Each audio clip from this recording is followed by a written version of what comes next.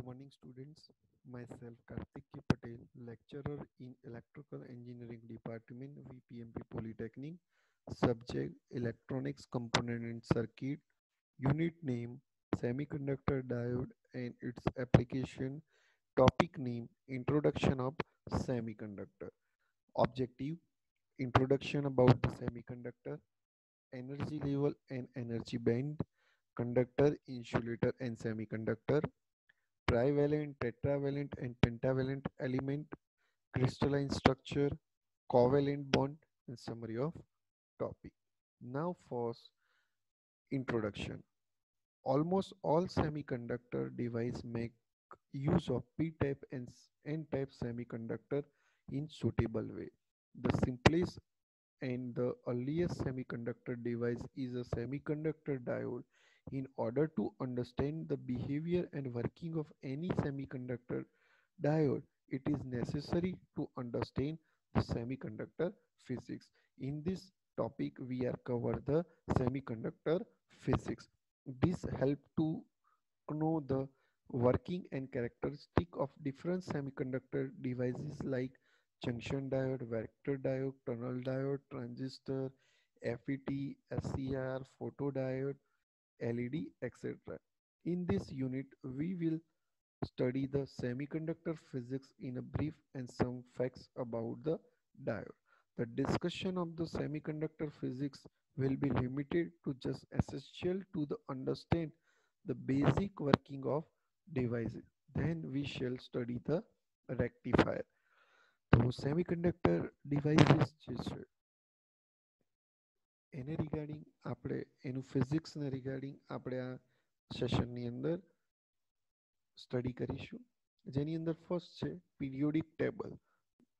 તો પીરિયોડિક ટેબલની અંદર hydrogen, helium, lithium, boron, bromine, carbon, nitrogen, ઓક્સિજનથી લઈને ટોટલ 118 એલિમેન્ટ્સ પીરિયોડિક ટેબલની અંદર આપેલા છે. જે પીરિયોડિક ટેબલ જે છે એ એટોમિક સ્ટ્રક્ચર ઉપરથી દરેકે દરેક મટીરિયલના એટોમિક સ્ટ્રક્ચર ઉપરથી ડિફાઇન કરીને એને ટેબલમાં પ્લેસ કરેલા છે. આ જે ટેબલ છે એ ત્રણ ભાગમાં ડિવાઈડ છે. ફર્સ્ટ ભાગ જે છે એ કંડક્ટર, સેકન્ડ ભાગ જે છે એ ઇન્સ્યુલેટર એન્ડ થર્ડ ભાગ જે છે એ સેમિકન્ડક્ટર. જે આપણે સેમિકન્ડક્ટર ફિઝિક્સ સ્ટડી કરવાનું છે. તો એ પહેલા આપણે એટોમ એન્ડ મોલિક્યુલ્સ વિશે સ્ટડી કરીએ. તો એટોમ શું છે, એટોમની અંદર શું છે અને એની સાથે ઇલેક્ટ્રોન શું છે. તો તમે ફિગર જુઓ છો કે atom are made of three types of particles. First one is a photon, it's a positive charge. Second one is a neutron, they have a no charge. And third one is a electron, it have a negative charge. તો સેન્ટરની અંદર photon અને neutron અને એની outer ઓર્બિટ્સની અંદર outer એરિયાની અંદર electrons હોય છે.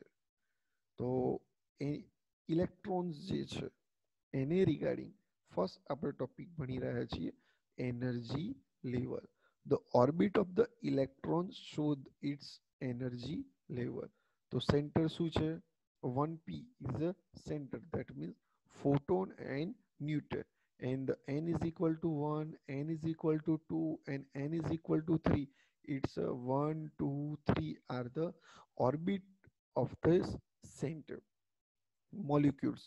So this orbit filled by the mathematical equation 2n square. तो n is equal to 1 હોય તો 2n square, n is equal to 1 નો square is equal to 2. That means કે સેન્ટર પછીની ફર્સ્ટ ઓર્બિટ છે એની અંદર કેટલા ઇલેક્ટ્રોન્સ પ્લેસ થશે? 2. પછી n is equal to 2 હોય તો કેટલા ઇલેક્ટ્રોન્સ પ્લેસ થાય? 8 ઇલેક્ટ્રોન્સ પ્લેસ થાય. n is equal to 3 હોય તો કેટલા ઇલેક્ટ્રોન્સ પ્લેસ થાય? 18 ઇલેક્ટ્રોન્સ પ્લેસ થાય. તો આ જે ઇલેક્ટ્રોન્સ જે છે ઇલેક્ટ્રોન્સ જે છે એ શું બતાવે છે? એનર્જી લેવલ બતાવે છે. The total energy sum of the kinetic energy and potential energy of the electrons closer to the nucleus is minimum. કે જે સેન્ટર સાથે નિયરના ઇલેક્ટ્રોન્સ છે એની એનર્જી શું હોય છે, મિનિમમ હોય છે, અને સેન્ટરથી જેમ જેમ દૂર જાય એમ એમ ઇલેક્ટ્રોન્સની એનર્જી વધતી જાય છે. તો આ જે ઇલેક્ટ્રોન્સ જે છે એ કઈ રીતે ફિલ થાય છે, 2n² ફોર્મની અંદર ફિલ થાય છે. અને ઇલેક્ટ્રોન્સની જે ઓર્બિટ છે એ શું બતાવે છે, એનર્જી લેવલ બતાવે છે. તો તમે ફિગર 2માં જુઓ તો ફર્સ્ટ શું છે, તમારું મોલિક્યુલ્સ કે જેની અંદર ફોટોન ન્યુટ્રોન, એની પછી first energy level, second energy level, third energy level, fourth energy level. એવી જ રીતે n is equal to infinite સુધી એનર્જી લેવલ, ધેટ મીન્સ કે ઇલેક્ટ્રોન્સ જે છે એ બતાવે છે. તો જે એની એનર્જી છે, તો the energy express in electron volt, the 1 electron volt is equal to 1.602 multiplied by 10 raised to minus 19 EV A energy level બતાવે છે. તો ફર્સ્ટ જે તમને ફિગર આપી છે એ હાઇડ્રોજન એટમની ફિગર તમને આપી છે. Now energy band, the range of energies passes by the electron of the same orbit in a solid is known as a energy band. There are billion of the first orbit electron in a solid with slightly different energy level, which is form a band is known as a first energy band. The these electrons of the second orbit electrons in a solid with the slightly different energy level which form a band is known as a secondary band. તો band કોને કહેવાય, number of ઇલેક્ટ્રોન્સની range કે number of electrons available હોય એની જે range છે એ રેન્જને આપણે શું કહીએ છીએ, એનર્જી બેન્ડ. તો અહીંયા ફર્સ્ટ એનર્જી બેન્ડ એમાં પણ નંબર ઓફ ઇલેક્ટ્રોન્સ હોય, સેકન્ડ એનર્જી બેન્ડ એની અંદર પણ નંબર ઓફ ઇલેક્ટ્રોન્સ હોય, third energy band, fourth energy band. તો એને રિગાર્ડિંગ આ એનર્જી બેન્ડ જે છે એ 2 માર્ક્સની અંદર યુનિવર્સિટી એક્ઝામમાં આવી શકે છે. તો તમારે આ ફિગર ડ્રો કરી અને એની ડેફિનેશન સમજાવવાની થાય. નાઉ the definition of valence band, the electron in which outermost orbit are known as a valence electron and the band of the energy occur by them is known as a valence band. The electron in this band have a highest energy. It may be completely filled or partially filled by the electrons but can never be empty. So what do you mean by the valence band? તો centre પછીની first orbit, second orbit, third orbit કે જેની અંદર ફૂલ electron place કરેલા હોય નહીં, જેની અંદર પાર્શિયલી અથવા હાફ પાર્શિયલી ઇલેક્ટ્રોન્સ અવેલેબલ હોય કે જે સેન્ટરથી શું હોય, દૂર હોય. આ જે ઇલેક્ટ્રોન્સ જે છે એની જે એનર્જી લેવલ છે એના કારણે જે આ બેન્ડ બને છે એ બેન્ડને આપણે શું કહીએ છીએ, વેલેન્સ બેન્ડ. એ વેલેન્સ બેન્ડ ક્યારેય પણ ફૂલ હોતો નથી. જો વેલેન્સ બેન્ડ ફૂલ થઈ જાય તો એને આપણે શું કહીએ, થર્ડ એનર્જી બેન્ડ. પણ પાર્શિયલી ફૂલ હોય, સપોઝ કે આ થર્ડ લેવલની અંદર 18 ઇલેક્ટ્રોન્સ પ્લેસ કરવાના છે પણ 18ની જગ્યાએ 16 ઇલેક્ટ્રોન્સ હોય તો એ બેન્ડને શું કહેવાય, વેલેન્સ બેન્ડ કહેવામાં આવે છે. વેલેન્સ બેન્ડ ક્યારેય પણ ખાલી પણ નથી હોતો અને સંપૂર્ણ ભરેલો પણ હોતો નથી. એની પછી આવે છે કંડક્શન બેન્ડ. તો in a metals the valence electrons are loosely bound to the nucleus and can discharge very easily. These electrons can constitute electrical current.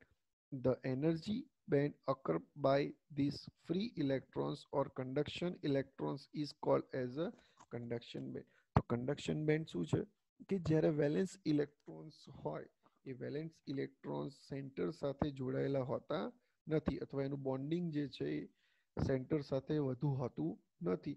જો એને રૂમ ટેમ્પરેચર સિવાય ટેમ્પરેચર અવેલેબલ થાય, લાઇટ એનર્જી અવેલેબલ થાય, તો એ electrons valence બેન્ડમાંથી move થઈને એની ઉપરના ઓર્બિટમાં આવે છે, જે બેન્ડને આપણે શું કહીએ છીએ, કંડક્શન બેન્ડ કહીએ છીએ. સપોઝ કે વેલેન્સ બેન્ડની ઓર્બિટ 5મા નંબરની હોય, એ 5મા નંબરના ઓર્બિટના ઇલેક્ટ્રોન્સ મૂવ થઈને 6ઠ્ઠા નંબરની ઓર્બિટમાં જાય, તો એ 6ઠ્ઠા નંબરની ઓર્બિટમાં ઇલેક્ટ્રોન્સ જ્યારે મૂવ થઈને ફરે છે, તો એ એનર્જી બેન્ડને કયો બેન્ડ કહેવામાં આવે છે, કંડક્શન બેન્ડ કહેવામાં આવે છે.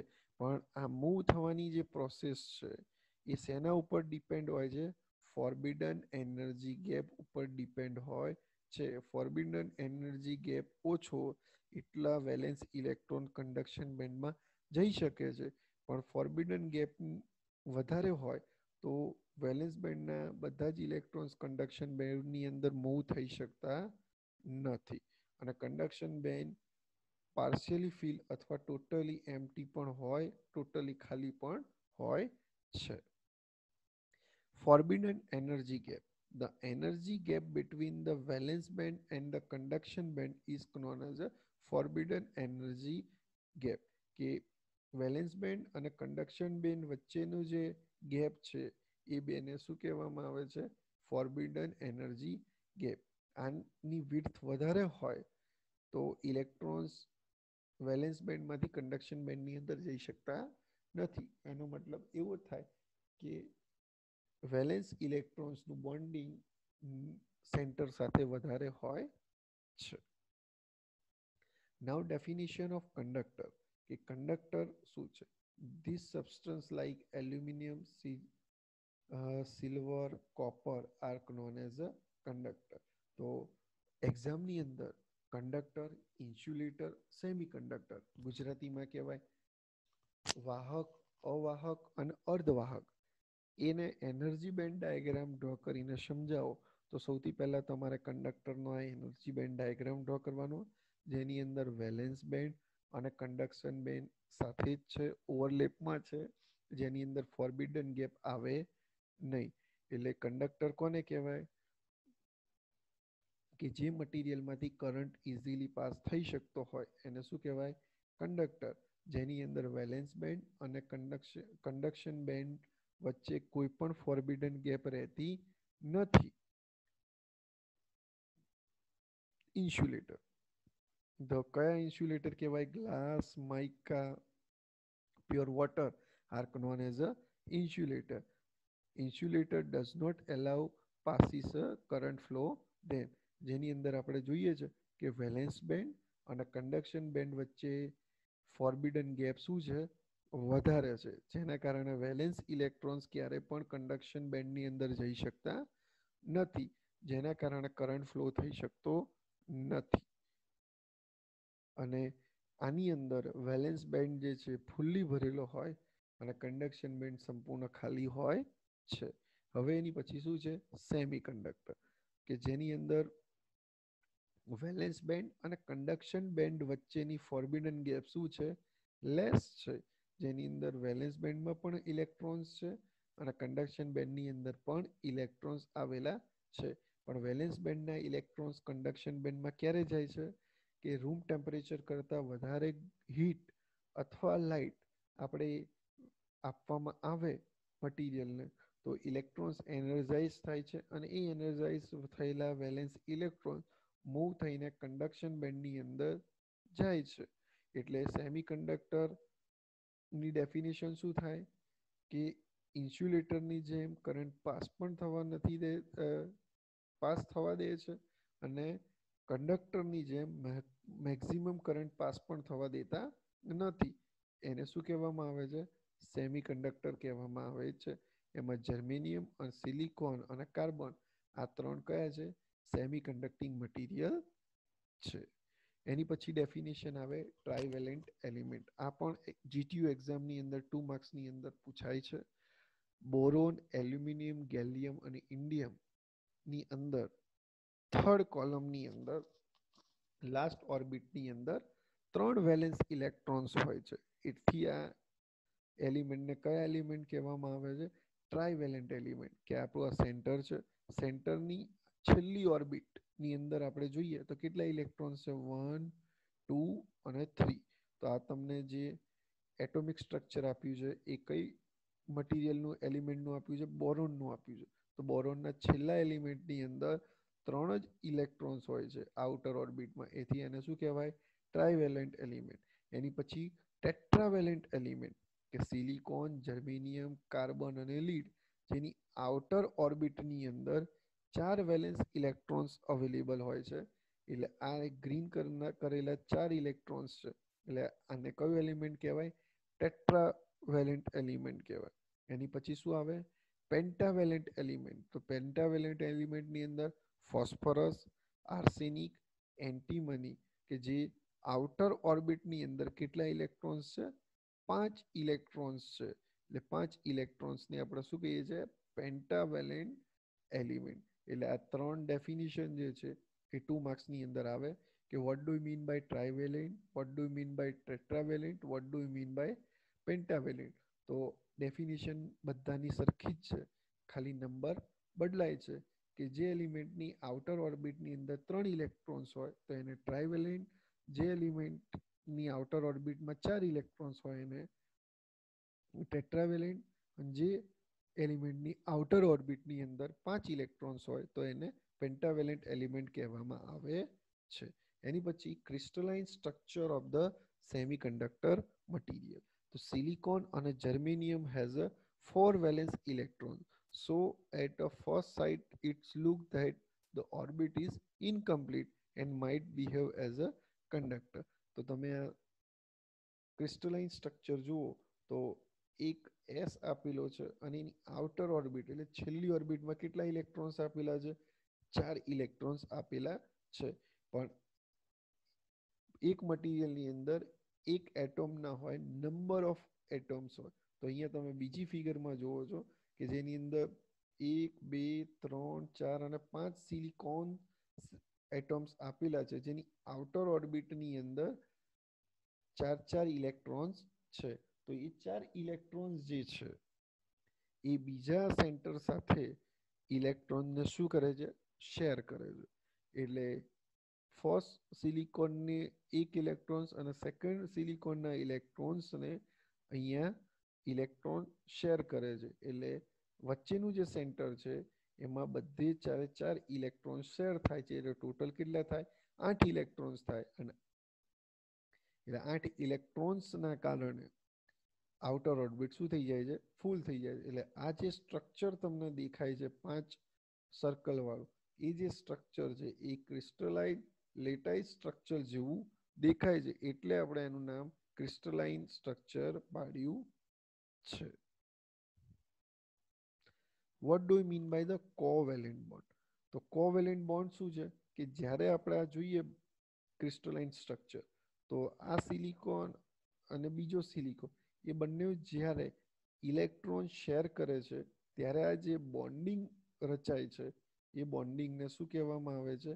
કોવેલેન્ટ બોન્ડ કહેવામાં આવે છે. The electron surrounding each atom in the semiconductor are a part of the covalent bond. A covalent bond consists of a two atoms sharing a pair of the electrons. Each atom forms a four covalent bond with the four surrounding atom. તો આપણે આ સેન્ટરમાં જોઈએ તો એના પોતાના 4 electrons અને બીજા સેન્ટરના એક ઇલેક્ટ્રોન્સને શું કરે છે? શેર કરે છે. એ શેર કરે છે એટલે આ જે બોન્ડિંગ રચાય છે એ બોન્ડને શું કહેવામાં આવે છે? કોવેલેન્ટ બોન્ડ કહેવામાં આવે છે. એટલે આજે આપણે જે પોર્શન ચલાવ્યો એ બધો પોર્શન યુનિવર્સિટી એક્ઝામ માટે મોસ્ટ ઇમ્પોર્ટન્ટ છે. તો આપણે કયા પોર્શન ચલાવ્યા? Introduction, energy level and energy band, જે 2 માર્ક્સનો ક્વેશ્ચન છે. Conductor, insulator and semiconductor, 2 marks as well as 3 માર્ક્સનો question. Trivalent, tetravalent and pentavalent element, જે 2 માર્ક્સનો ક્વેશ્ચન છે. Crystalline structure and covalent bond, એ પણ 2 માર્ક્સનો યુનિવર્સિટીની અંદર એક્ઝામની અંદર પૂછાય એવા ક્વેશ્ચન્સ છે. એટલે આ પોર્શન આપણે આટલા કવર કર્યા. Thank you very much.